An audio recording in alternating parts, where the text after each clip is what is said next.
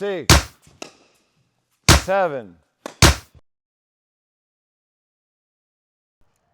Hey guys, have you ever tried this device, the Functional Tennis Saber? If you'd like to learn more about it, stay tuned and we'll unbox this thing and do a full review.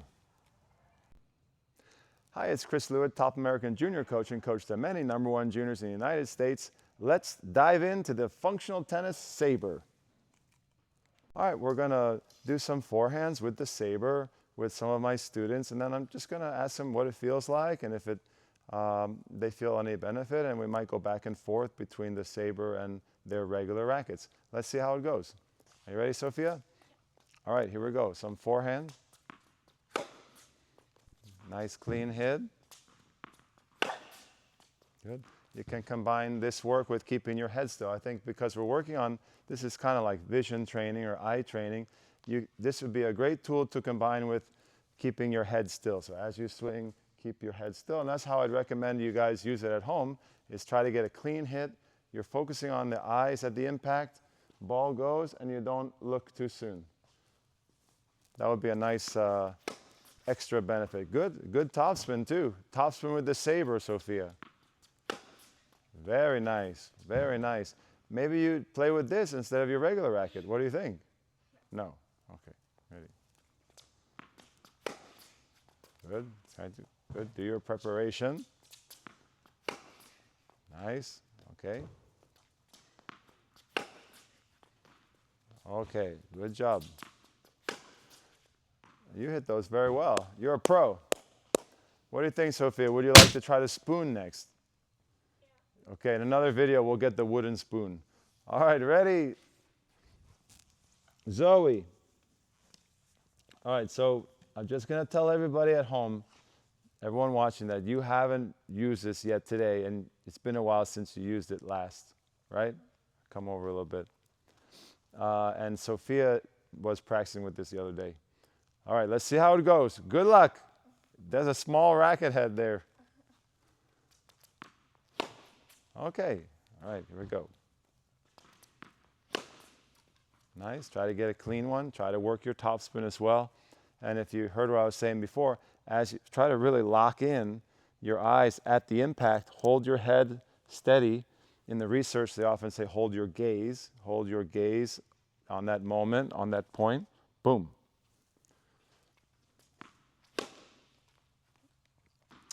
There's a lot of research by the sports scientist, and her name is Joan Vickers, V-I-C-K-E-R-S, and she's done a lot of studies on the quiet eye in many different sports, especially basketball and golf. And so I think this device is very good for combining with the quiet eye technique, where you keep your eyes locked in on one spot as you perform a sports movement, a sports activity. And her research has shown that that actually improves the concentration and can improve the accuracy of whatever movement you're doing. So there's a lot of good research behind that aspect, and I think this sort of connects with that research.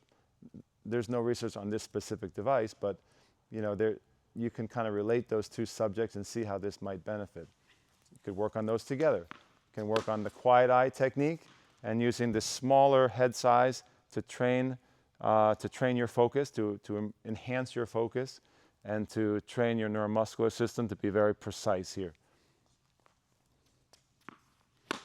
So that's kind of the idea. But I think there's probably a dual benefit. Oh, miss hit. Okay, try to get a clean one. Okay, not easy, right? So I think there's good job. We'll try it again. Ready, Chloe? I think there's probably a dual benefit here, where there's some concentration benefit, and there's also maybe some neuromuscular benefit in terms of the actual wiring, the nervous system, fine-tuning the neuromuscular system to be more coordinated. And I can't think of any other way that it would help you. So in the beginning, I'm very skeptical of devices, and I don't like gimmicks. I don't use a lot of gimmicks in my training. I use very few teaching aids. But I think as I thought about it, and as I read more research that's related, I said, this is actually something that would help your focus and possibly help your coordination, your hand-eye coordination in particular. So why not give it a shot. So I think you guys should feel the same way. Be open-minded. I don't think it's a gimmick. Like there are some devices that are clearly gimmicks. This is a very well-made device. It's a useful device. And there is some research. There's not direct research supporting it, but there is some related research that would support the use of this type of device. Are you ready, champion? All right, here we go. Okay, come on, give me one in the court. Beautiful, and very nice topspin too. My understanding is that compared to the spoon, we don't have a spoon today, but this device feels better on the arm. The spoon is literally just a wooden spoon, so there's a lot of feedback that you get in the arm, and potentially that could, if you use it too much, that might lead to possibly some injuries. But I think that's the impetus for offering this type of device that's strong and has a better feel. What does it feel like on your guy's arm? Does it feel like more vibration or just feels normal? It feels like I can feel the ball better. It's not just. You like the feeling, but you don't feel like a heavy shock on your arm, like a big shock to your arm, more than your normal racket, or you do? I don't know, maybe a little bit. A little shock to the arm, but you hit some too, yeah. Nice.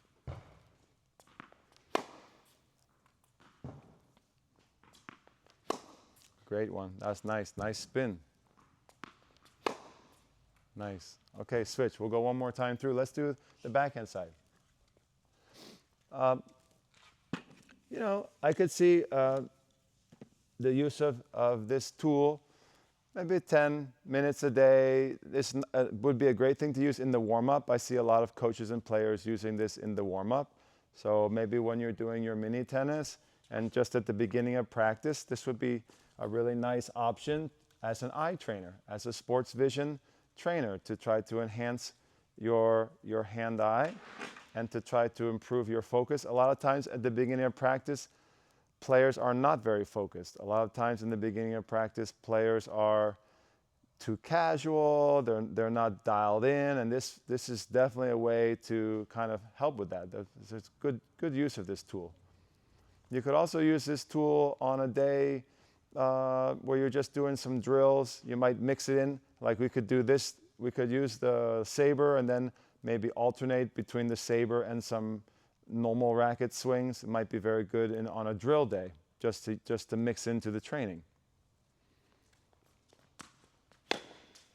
Try to work the top spin, try to get a nice normal swing. Ah, bravo, bravo, very nice. Nice, here we go. Beauty.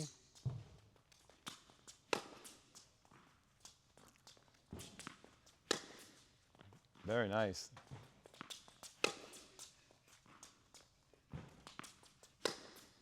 Beautiful. You like this, don't you, Sophia? It really helps you dial in. It's kind of like telling a kid to focus without telling a kid to focus. You just stick this in their hand and say, all right, here we go. And the device is going to give you some feedback on whether you're truly focusing or not. So the way the tool is designed is we're at the sweet spot of this can you hold it out straight?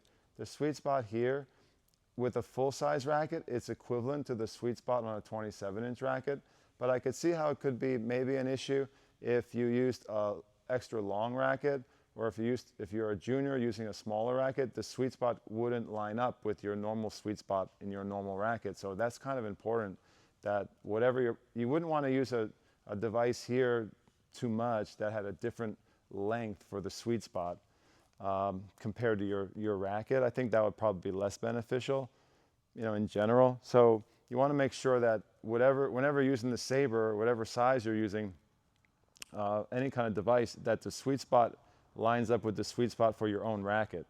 That way, I think it'll be more beneficial. You don't want to be practicing you don't want to have to practice like one separate spacing for this device and then another separate spacing with your normal racket. That wouldn't be ideal. Okay, work the top spin. Come on over a little bit. There you go. Nice. You went with the open stance. Zoe, nice. Whoa. Okay. It is interesting. It's difficult, huh? It's difficult to get that clean hit. I think Sophia makes that look easy. It's not easy. Nice. Good job. One more. Come on. Give me a clean one. Let's go. Okay. Nice. All right. Chloe, you're up. Last set.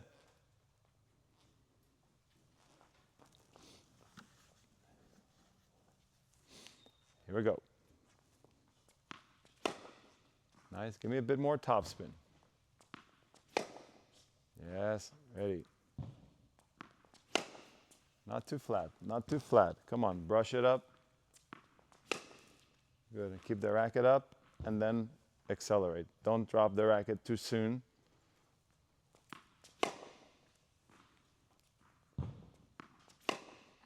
Nice. Beautiful. Okay. Great job. Beautiful. Okay, so I have a few exercises for you guys with the Saber. The first one is just to alternate. You can do 5 or 10 swings with the Saber, working on the concentration, working on the hand-eye, and then you can switch to the full-size racket. Just kind of, you can also go back and forth. Want to try that, Sophia? We'll do 5 with the Saber. Nice. Try to get that clean hit. Beautiful. Get that space. That's always important. You don't want to be cramped. Try to get that push out. Push out in the beginning and then go through. So this is a nice device to kind of work into your technical training whatever, on a technical day. Then you can go with your regular one.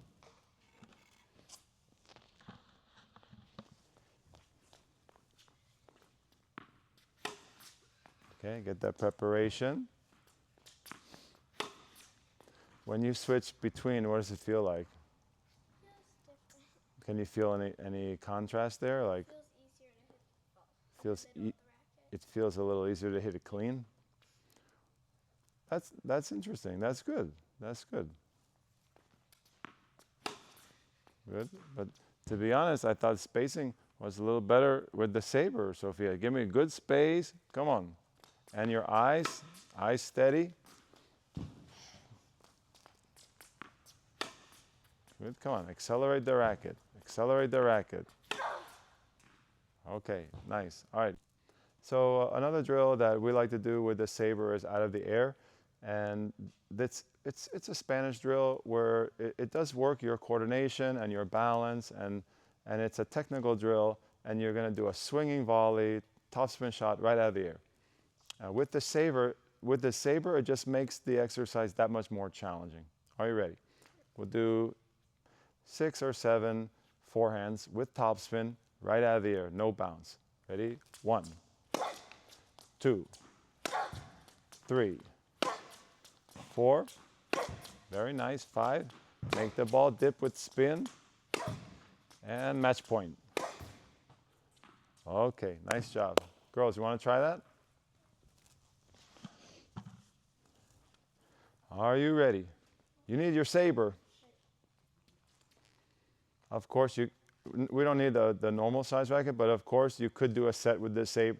You get the idea. You could alternate the Saber, get the eyes dialed in, and then switch to the normal size racket. I see that as the best use of this device. I don't see the benefit necessarily in using the regular racket and going to the Saber, like in the backwards order. I think you start with the Saber, you get the eyes dialed in, and then you switch to the regular racket.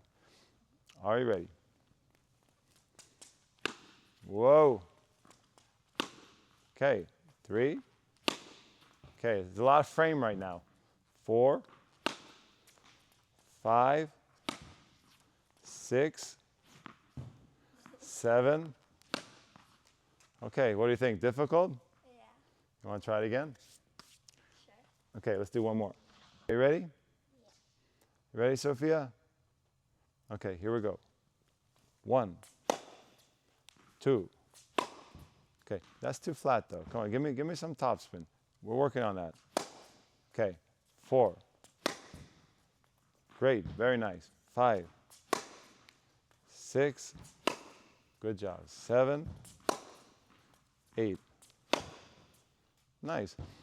Okay, great. But I was thinking if a player, sometimes you spend time with a player and you can get a sense if they have trouble seeing the ball in certain situations, maybe the depth perception, maybe there's something with the acuity itself. And then that might be a impetus for maybe going and getting some consulting, getting some testing done. I've had situations, for example, where a kid whiffs a ball or mishits from time to time and or misjudges certain shots on the run, and then I referred them just for like basic eye test, and they were actually, their vision was changing as they were going through puberty, you know. So like even maybe that's something you need to get tested for if it's something you have trouble with. Your eyes are changing, you know, as you're growing.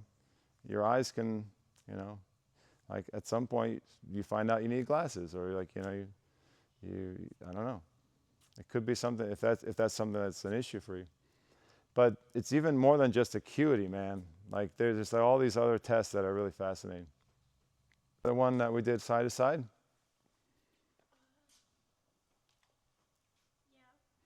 Yeah. We did it for the video. All right, are we rolling? All right, here's a little more advanced one. Sophia's going to demonstrate. We're going to go left and right with the saber.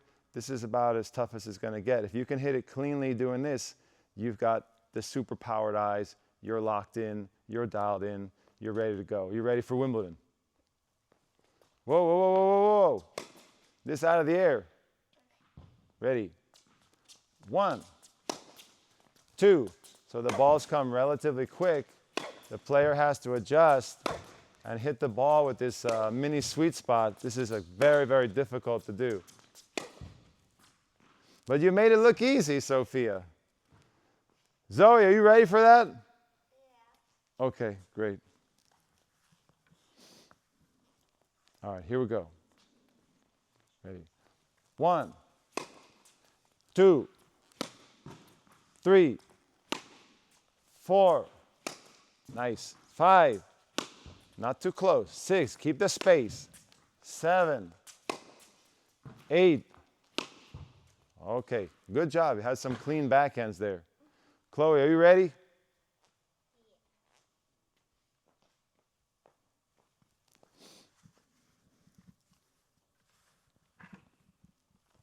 Here we go. We'll go side to side. 1, 2. With topspin. I want to live. Come on. 3, 4, 5, 6, 7. Nice. 8. Okay, great job. All right, super. Okay, so the saber comes in a small box, and it's very simply packaged. It has this cool carrying case with the Functional Tennis logo on it. You can hold it, Sophia. Sophia's holding the bag here. And you have this, there's no other parts in the box, just the tag on here. And this is the light. The light is 37 inches and 9.3 ounces. There's a junior that's 37 inches and 8.5 ounces. So that's 240 grams. The light is 265 grams. This is the light. It's very well constructed. It's beautifully finished. And it feels very well made with good materials. And the mid is a 37-inch, 10.5 ounce or 300 grams. So I work with a lot of juniors, so we got the light one. And you've been trying it, Sophia. How does it feel? Does it feel like the same weight? Does it feel like swinging a normal racket? No. It feels lighter, Yep. even though it's similar weight. So it probably has a lighter swing weight. But basically, the small sweet spot here is basically like a eye trainer for, you know, it's a sweet spot trainer. And, you know, there may not be specific research supporting this specific tool, but there is research showing that with sports vision training, one of the ways you can improve your accuracy, your coordination, probably even your focus, is by using a some sort of implement that's smaller or more difficult to hit or swing with, and that will help improve your results. So this one is strung, so it has to be, it's strung just like a normal racket. It has to be restrung, so I'm assuming we'll break these soon. We haven't broken them yet. There's another device called the spoon. I don't know if you guys have seen that. It's a spoon, so that's an even smaller sweet spot, and it's literally just a wooden spoon. It's very cool. Have you guys ever played with that? All right, we'll have to get a spoon to show you. But I mean, what's the idea? You have a small sweet spot. It's hard to hit, so when the ball's coming, you have to focus. You have to have a deep concentration, and then you have to have it fine-tunes your neuromuscular system to develop better coordination. At least that's the theory. So there's no specific study on the Saber that I'm aware of that comes from functional tennis. That would be a good thing for them to do to back up the device. But in my experience, talking with sports scientists, talking with sports vision experts, my understanding is anytime you're using a device that makes it a little harder to hit something, whether that's like in baseball or golf or tennis, it will definitely help to improve your accuracy and I think there's probably some aspect of focus and concentration that's involved with that. So that's the theory or the hypothesis behind the device. And Sophia used it the other day, and you said actually you thought it helped you. What did you feel? I felt like I could hit the ball. Did you feel like you hit the ball cleaner, like it made you focus? You have to be able to concentrate in, right? Because it's such a small sweet spot. So I think that may be one of the benefits. I mean, it could be placebo effect, like she just tried it and she felt better, but I think there's something to that. And from the experts that I've spoken with, this kind of device could help you. Hi guys, so I hope you enjoyed this review of the Functional Tennis Saber. We did an unboxing and talked about some of the details of the device, and we talked about some of the relevance, why you should even use a device like this. Is it a gimmick? I don't think it is a gimmick. While there's not specific research on using this tool, there's some related research in sports science that I think supports the use of a device like this to help your vision, to improve primarily to improve your hand-eye coordination and to improve your focus, especially to improve your concentration. So I think there is definitely a use for this. I recommend maybe 10 minutes a day, especially possibly in the warm-up, or using it as a support device on a drill day when you're working on technique. I think this could be very useful. The kids enjoy hitting with it, and they do give me the anecdotal feedback that it helps them focus and hit the ball cleaner, so that's a real positive. I showed you a few exercises that I like to do here on the court, so I hope you like those. You have some very simple exercises, scaling to more advanced exercises. So if you have any questions, drop me a comment, and I'll see you guys on the next video. Hey guys, have you ever tried the Functional Tennis Saber, this device? It's a lot of fun to use. If not, cut.